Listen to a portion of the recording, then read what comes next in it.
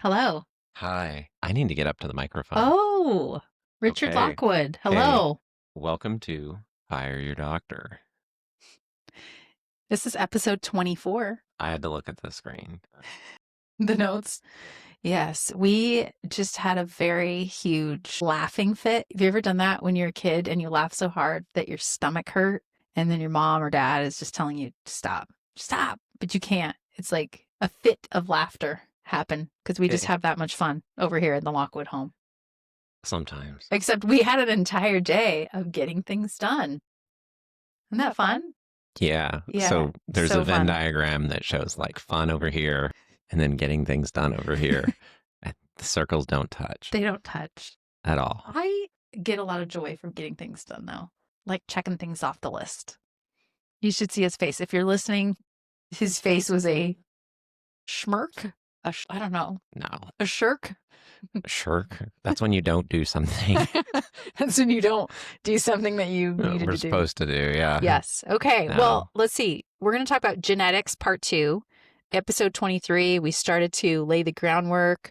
We're going to talk about how to actually clean up the code and what your DNA doesn't tell you and what to do about it. That's what we got. Well, that sounds exciting. Yeah. So first thing, SNP, SNP, SNPs, plural. What do they stand for, Richard Lockwood? Single nucleotide polymorphism. To clarify, genetics isn't one gene, one solution. So we talked about this in the last episode. If only it were that simple. Hey, I identified I have the MTHFR SNP, which means I need certain types of methylfolate. If I take methylfolate, I should be good to go, right? Wrong.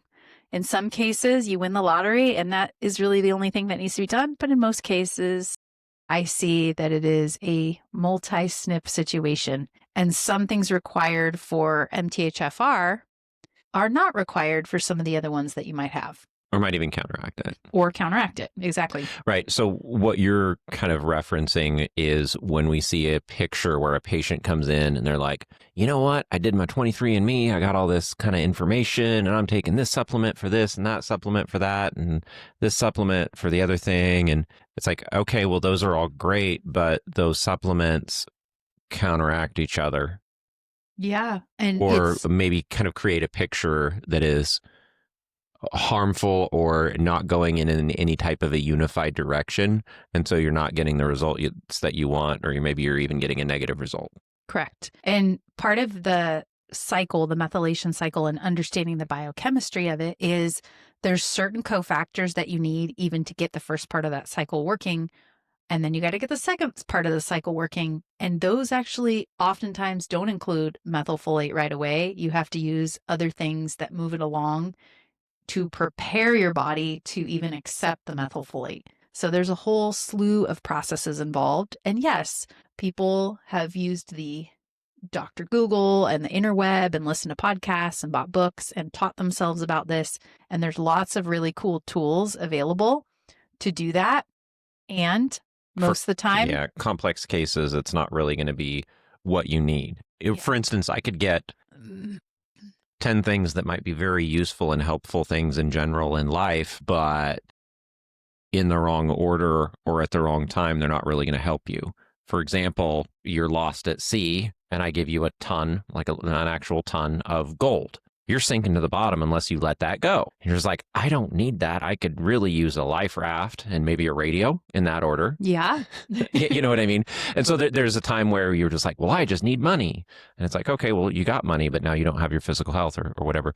But it's an analogy. The point is that supplementing and understanding different SNPs in isolation can lead to a picture where somebody is trying to get their body resources via supplements or lifestyle changes. But unless those are all moving together in the right way and in the right order, they're not going to get a desired outcome. Often they don't, honestly. They might get some part of it, but they're not going to clear everything. And I even see that as a physician. I'm not saying I'm perfect at it. However, I've just done it a lot. So I tend to get at it quicker than you can doing your own research. But not to say you can't do your own research. I think there's great tools. Okay, I'm going to read a quote. Right. This is from 278. Of the Fire Your of Doctor the Fire Your Doctor book. soft cover. Yeah, soft cover. SNPs, methylation and genetic influence through nootropics. Let's talk about nootropics. Nootropics are things like Nicotine. glycine. Nicotine could be a nootropic. Yeah. Caffeine. Caffeine. I mean, even some street drugs are like They are potentially it could be. natural substances that influence neurotransmitter or neurochemistry in the body, chemistry in the body. Mm. If you decide to complete your genetic profile, you can use things like 23andMe or Ancestry, and there are a few important things to keep in mind. Just knowing the genes you were born with doesn't tell you how active those genes are. This is from a book called Dirty Genes by Dr. Ben Lynch. He's also a naturopathic doctor, really smart guy. Dr. Lynch says, quote, most of the folks who send away for genetic testing are unaware that a gene born clean can easily become dirty. When they read that their MTHFR is normal, they celebrate instead of realizing that due to diet and even lifestyle, it might, in fact, be super dirty. Even if your MTHFR was born dirty, you don't want to make the common mistake of thinking that you can target it with a magical methylfolate supplement and it will all be well. End quote. Well, this just goes to that kind of principle of just like, well, you know what? I've got all these things going wrong and my house is on fire. So I took the battery out of my smoke detector. And I think we're, what do you call it? Greenulopathy, where Yes. it's kind of like, it's still a pill for every ill, but it's a supplement for every ill instead. Right. That if I'm looking at it of just like, okay, well, my blood sugar's out of whack. I'm gaining weight. I'm not sleeping well. My relationships aren't doing great, etc. I'm, maybe I'm drinking alcohol every night, things like that. It's like, you know what I need? I need testosterone supplementation or something. It's yeah. like, do you? Or do we need to look at the drinking and why you're drinking and what's going on and things like that? And so there is this way that people can just kind of want like a magic bullet or a quick fix to a much deeper problem that maybe they don't want to look at. True story. Very true. I agree. Okay. Actually, really well said. Genes don't work in isolation. They work in networks. Yeah. I think it was like a week or two ago that we recorded the last one, but there's also this way that people look at, well, this gene's a bad gene and this gene's a good gene. And it's like, honestly, if we've got Walmart down the street and tons of sugary kind of foods and restaurants, whatever, then yeah, there's certain genes that are going to make life require more self-discipline. But I'd hesitate to call those genes good or bad because it's like, hey, there's times in history and maybe times in the future where population bases have not had enough food. And if you're a type of person, it's just like, you know what? If I eat a sandwich, it's sticking around for a year. Throughout human history, there's a lot of times when that person survived, when somebody that's just kind of naturally skinnier. That's a good point. Didn't make it. It's a really good point. And one I'd like to re-emphasize, which is there's a reason these genes are here. They're not problematic. Mm-hmm. They actually are advantageous. Otherwise, they wouldn't exist. Mm-hmm. Well, and genes that are associated sometimes with, say, cancer, also that would be people to be like, well, that's terrible. And it's like, well, actually, there's sometimes when genes that would influence make you more likely to get cancer later in life would make you faster healing younger in life. Where if you were in a brutal climate, maybe like a war-torn type country where you're like having to fight, heal from injuries, etc., and you're like, nobody's living to 80 anyway, then that kind of a gene would be advantageous. Absolutely. I want to remind you that you are not one gene, that you're an orchestra. MTHFR matters. So do COMT, GST, GPX, MAOA, MEMP, and hundreds of others. So mostly we emphasize how important it is for your lifestyle as the conductor of the orchestra. Right. Yeah. It's a good summary. Yeah. And then there's also just this, I would say, this social aspect where it's like, well, this person's leading this kind of a lifestyle and they're getting this great outcome. But if I lead their lifestyle, I would get a very bad outcome. And that just kind of gets to where honestly, life isn't fair. And there's times that, yeah, there's people that can eat more carbs. There's people that can eat and take different substances and kind of be okay for longer. And then there's people that can't. Absolutely. We just need to, just like live the best and do the best with the cards that we have. Yeah. So there's different places where you can actually run your genetics. 23andMe is one of them, Ancestry, DNA, but then they typically have to be plugged into what's called a raw data reader. There's a couple companies that do that. There's actually a ton. I had to look this up because I haven't used it in a while. I use one called Pure Genomics. That's pretty good.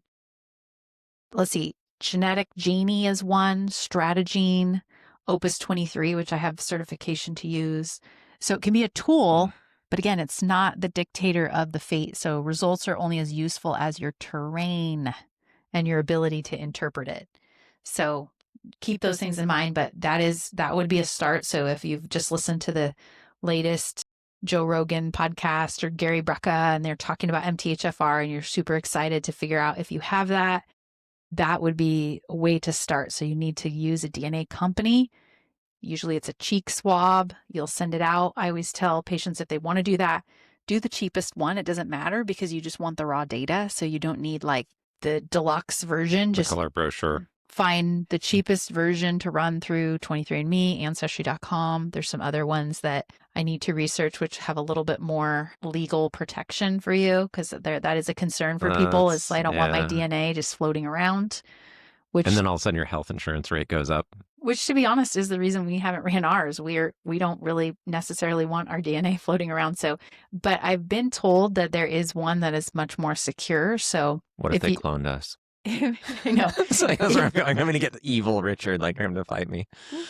If you need, for example, to do that, and you happen to know what company it is that you could run it through, could you put it in the comments if you know about it and you're listening to this episode? That'd be super helpful. So, yeah, but you can plug it in and then like Opus 23 or Strategene or one of these other softwares will actually tell you what that gene is, and they'll give you some recommendations on supplementation and what various diseases you might be more susceptible to or what you might be better at as far as like performance or athletic performance or intelligence and all sorts of things. So, yeah. Well, that sounds fun. So that's a resource for you there. But let's talk about what is methylation. So this is related to the MTHFR, which, I mean, honestly, we're just kind of sick of hearing about a little bit. It's just like, have you heard? Yes. Yeah. Well, we wrote this book 5.5 years ago and we talk about methylation in there. And I was already sick about talking about methylation in there too. But let's see. Let's talk about methylation for a second. This is on, again, 278. Methylation is the process where a methyl group, which is a 1 carbon atom with 3 hydrogens, CH3 for you chemical nerds out there, attaches to receptor sites in your body. This process is crucial for regulating genetic expression, producing enzymes, hormones, neurotransmitters, and converting vitamins into usable forms. Essentially, methylation acts as the on-off switch for your genetics. End quote. It's also really necessary to have those cycles working for a person to be able to have functioning mitochondria, which are the powerhouse energy cells and detoxifiers. And so it's a huge, important process necessary to get toxins out of the body as well. Methylation. Okay? Great. So it's turning biological signals on and off. No methylation equals no healing, folks. Yeah. So what are we going to do? Detoxify, manage stress, produce neurotransmitters, repair DNA, regulate hormones. That is methylation. Can you talk about folic acid in relation to methylation? Well, first of all, Richard, is folic acid your friend? Which one? Which one? Always the answer is no. Folic acid is not my friend. Okay? I'm going to have you read the quote on page 279 about folic acid. And the reason we had to wait to read this quote is because you had to understand all the other stuff that we just taught you. So let's see. You got a lot of notes in there. Right here. So folic acid. For example, many processed grains like breads, cereals, rice, cornmeal, pasta, and white flours are fortified with folic acid, an artificial form of vitamin B9. Here's where things get tricky. Natural vitamin B9 isn't folic acid, it's folate. You get folate from eating vegetables like dark leafy greens, spinach, kale, collard greens, etc. And this natural folate is far superior because it's easily converted into the bioactive form called methylfolate. Yes. So folic acid is a synthetic methylfolate and it doesn't work the same. And what's interesting is, and we've talked about this in our other genetics episode, is it's highly recommended during pregnancy to take something with folic acid in the supplements.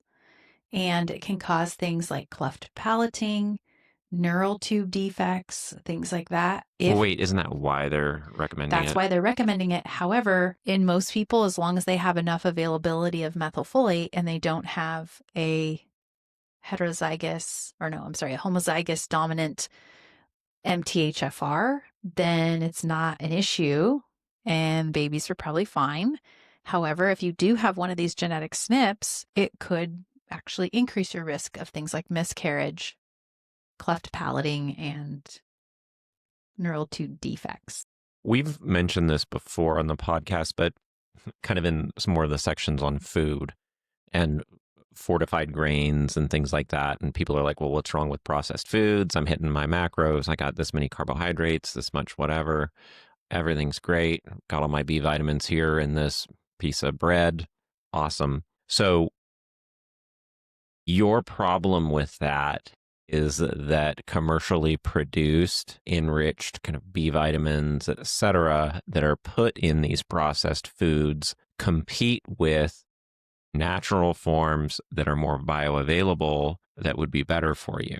That's correct. And you would argue, perhaps, well, not perhaps, but they would outcompete. So folic acid, synthetic folic acid would outcompete folate. Correct. Now, there are some cases where, for example, a person becomes over methylated because they've self-treated themselves with this high dose of nootropics or methylfolate. To counteract that, you have to give them folic acid. So I guess folic acid could be your friend if you've overdosed on methylfolate. So what we're talking about is, suppose that your body has a capacity that it could process, let's say, 1 unit of folate per hour. And that's, once you've started processing that folate, it's going to process no matter what. Okay, great. Then we add in folic acid, and now all of a sudden that spot, okay, your body can only process 1 per hour, and that one that is being processed is a lower quality folic acid that is being processed instead of that folate. So that means that the folate would just kind of pass through your system and be discarded. Yeah, it essentially blocks the parking space so you can't get in. Right. Yep. So to recap, folic acid is synthetically made, cheap, and poorly utilized. Methylfolate and something called folinic acid with the N makes a difference, are bioactive, body ready, found in real foods, high quality supplements. Okay, so those are the places that you would find them. Right. And things like this get tricky especially when you're talking organic chemistry, which is okay, but not great at, in that you could have something that's the same molecular formula, but it's not the same structural formula. And so the difference between, say, folic acid and folinic acid, I don't know, I'd have to look at it, but could be something that looks very small, but that difference in structure is going to change very important ways that it interacts with the body. I'm thinking of a great example of this that I run into all the time, and it's the difference between synthetic hormones and bioidentical hormones. We could actually do a whole episode on that, which is called The Lie About Progesterone. It's the lie of progesterone. So example, Yams. progestin, which is found in Mirena IUD, birth control, different birth control forms, is very similar to the folic acid picture, which it will block natural progesterone from going where it's supposed to go and ultimately cause lots of issues. And so that's why progesterone takes a lot of heat for, well, this is going to cause cancer, or this is going to do this or that. And that's all a lie. Which progesterone? Actually, I have somebody that we could interview that would be amazing for this Okay. subject. Let's put them on blast before we have permission. I'm not going to say I'm anything. kidding. I want him to say yes. Okay. So moving on. We're almost there. We got the list. Let's talk about what to do. So, this first part of the episode, really just reviewing a lot of the things we've talked about in the last episode, but a little bit more detail, trying to clarify some things. Let's talk about how you can actually clean up your epigenetics. So, practical steps. I love this. Eat like your mitochondria matter. Very important. You're going to eat real food. Ooh, one caveat about folic acid.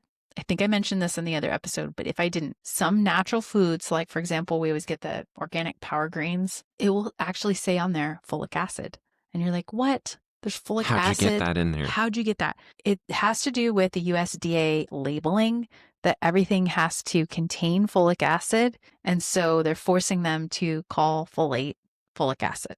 So on supplements, Would that be like the salt? Because like you get an acid and then it dissociates into it like a salt, and like you get a folate. And I passed and did okay in OChem. Shout out to Dr. eBay, my OChem teacher, who's super awesome if you're listening. However, I don't remember. So, Dr. eBay, please message us so we don't have to look it up.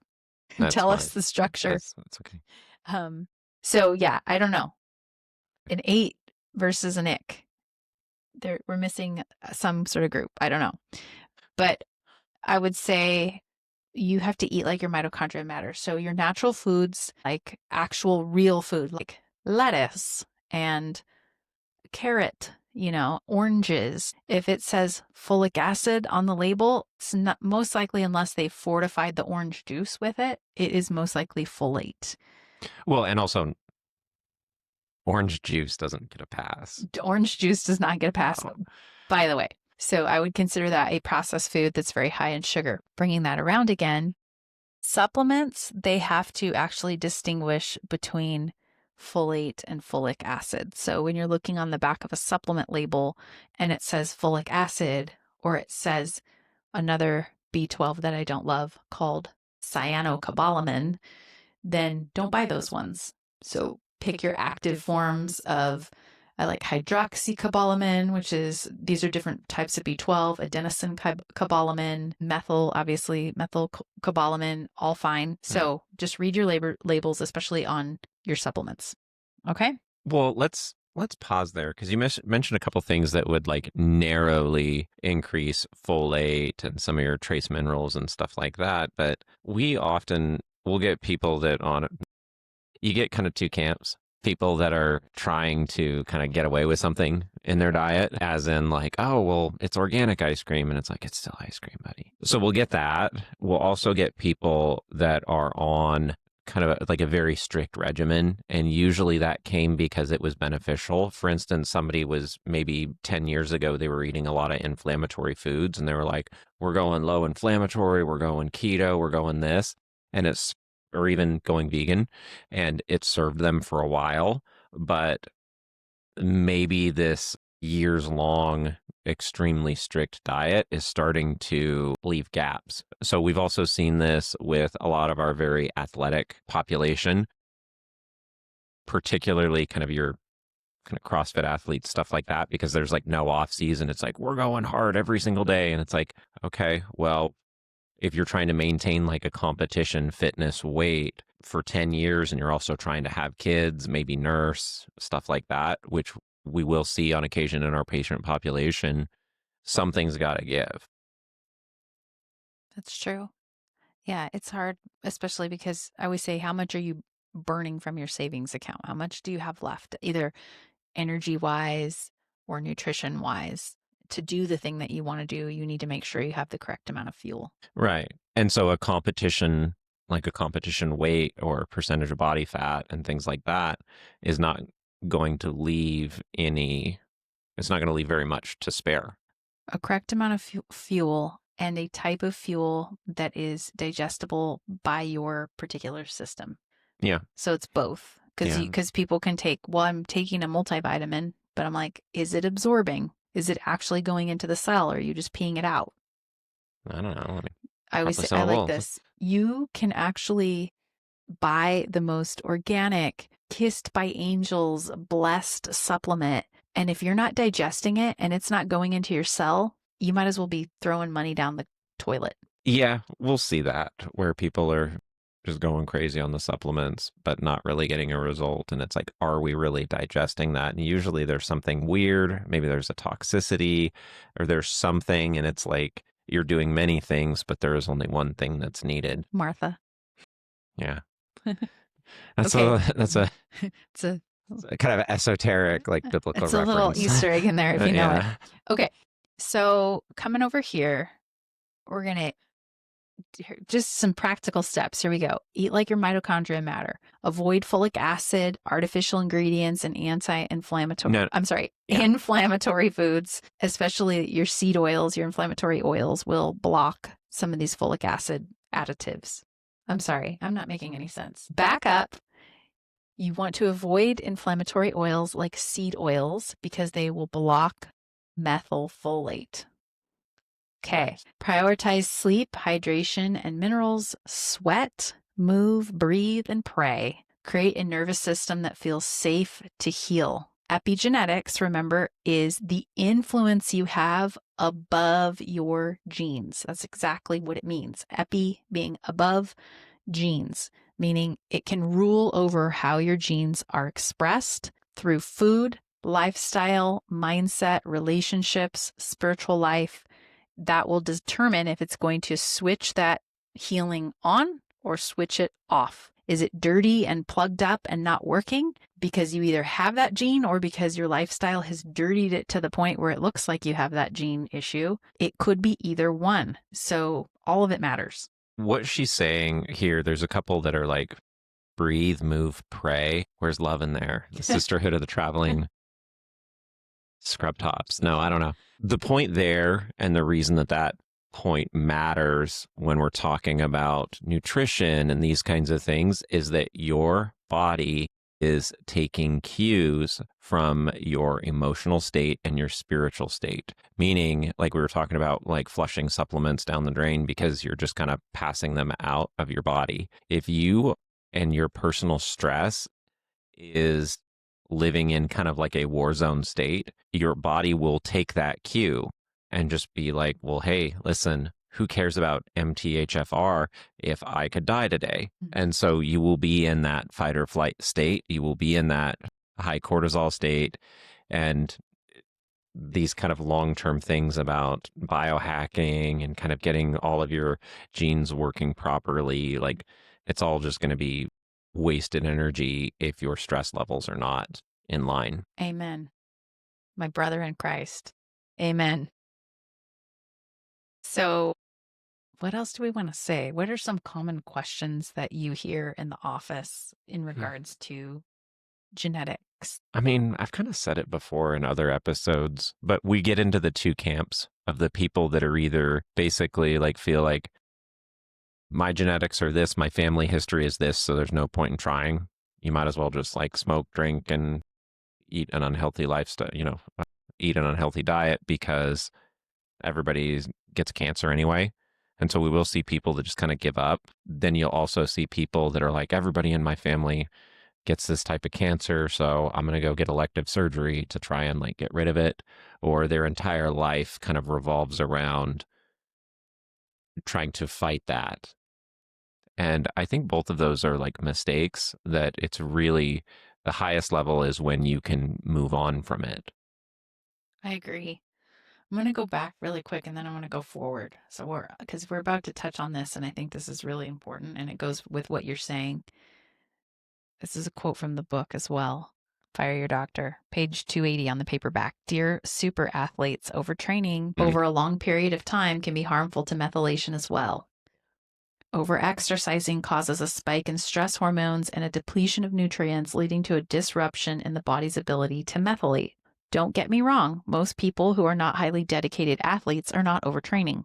Physical activity is good. One study directly linked exercise to improved methylation and healthier gene expression. Furthermore, the study went on to say, quote, the response to exercise training, also known as trainability, has been shown to have a strong heritable component. Growing evidence suggests that traits such as trainability depend not only on the genetic code, but also on epigenetic signals. This means that your natural ability to exercise may have been passed on through epigenetic inheritance. But it goes further. Your ability to exercise and train can be passed on to your genetic offspring. End quote. That's really true. That's why. My daughter is like really strong. That's why Sophie She's Grace. really strong. She has like almost like 6-pack abs, and she's 6 years old. Like, so Yeah. it's kind of weird, which I don't worked out almost every day while I was pregnant with her, actually. She is I worked out once or twice. She was a firecracker for sure. She is a firecracker. I can speak about overtraining because for the years leading up to her being sired, as it were, I was definitely overtraining a lot. So, yes. So knowing your genes is helpful. Believing your genes are the destiny is harmful. You didn't receive a sentence. You received a stewardship assignment. I love that.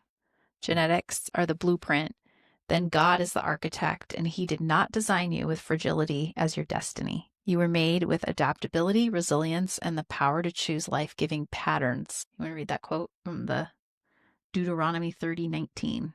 I call heaven and earth to witness against you today. I place before you life and death, blessing and curse. Choose life so that you and your children will live.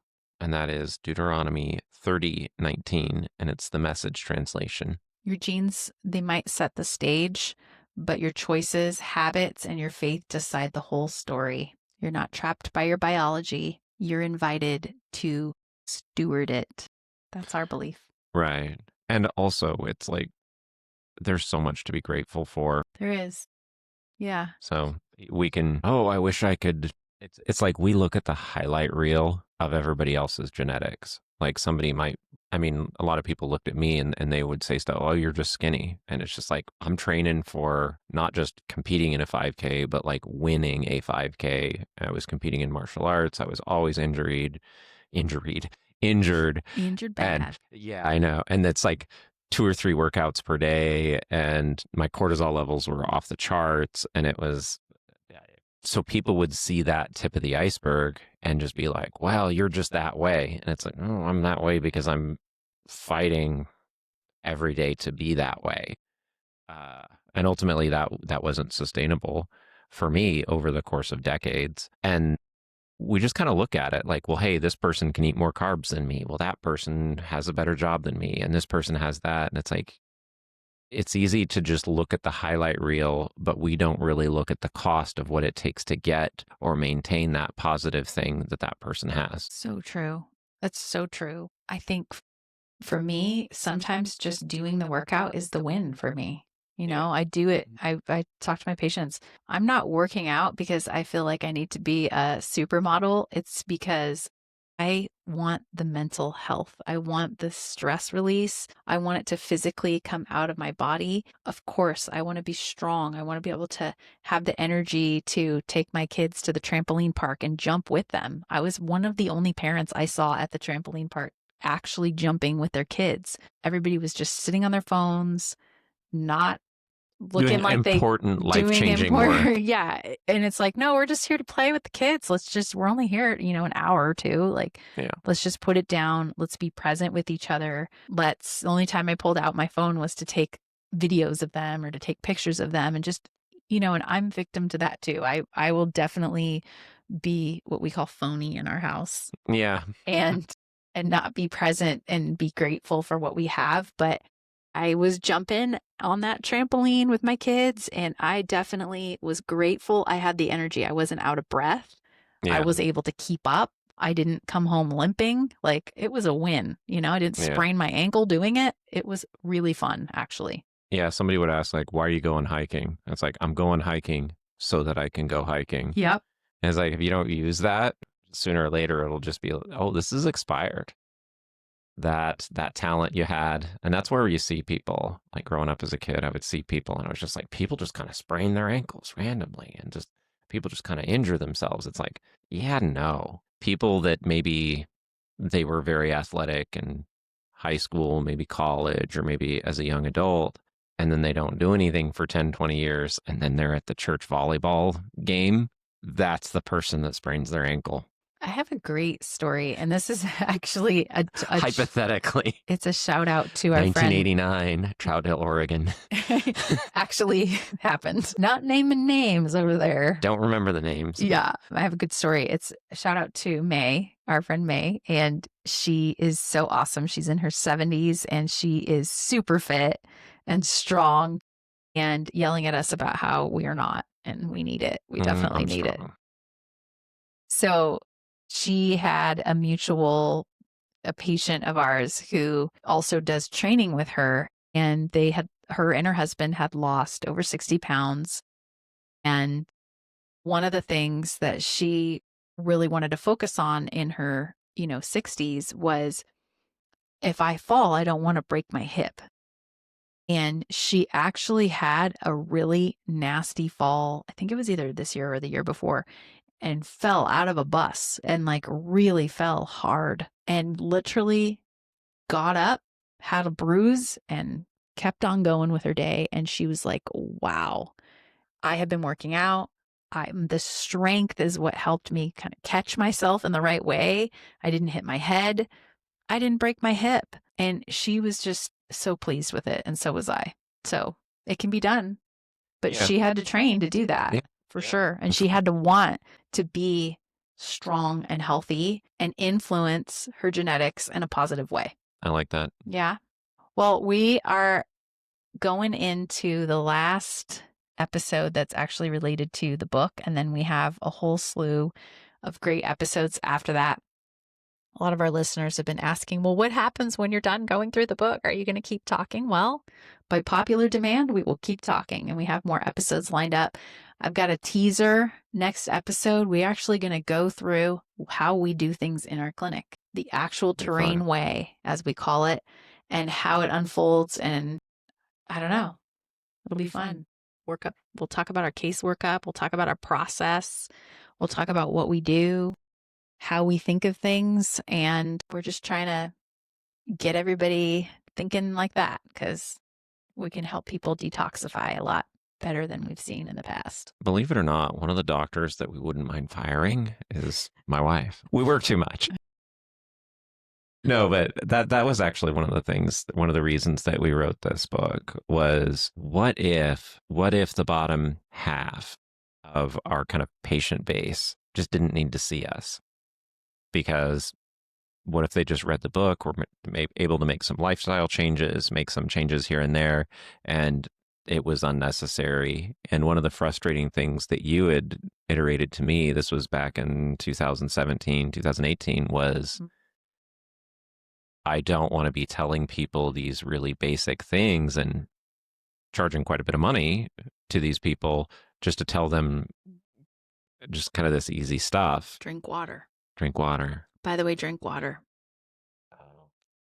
I'm looking at that you. Is great advice for everybody out there. That's what they need to do. Mm-hmm. She means me. Yes. If you're not on there, I looked right at him when I said that. Yeah. Yes. Well, that wraps up our episode here. Episode number 24. Okay. Well, great. We'll see you next time. Awesome. Bye.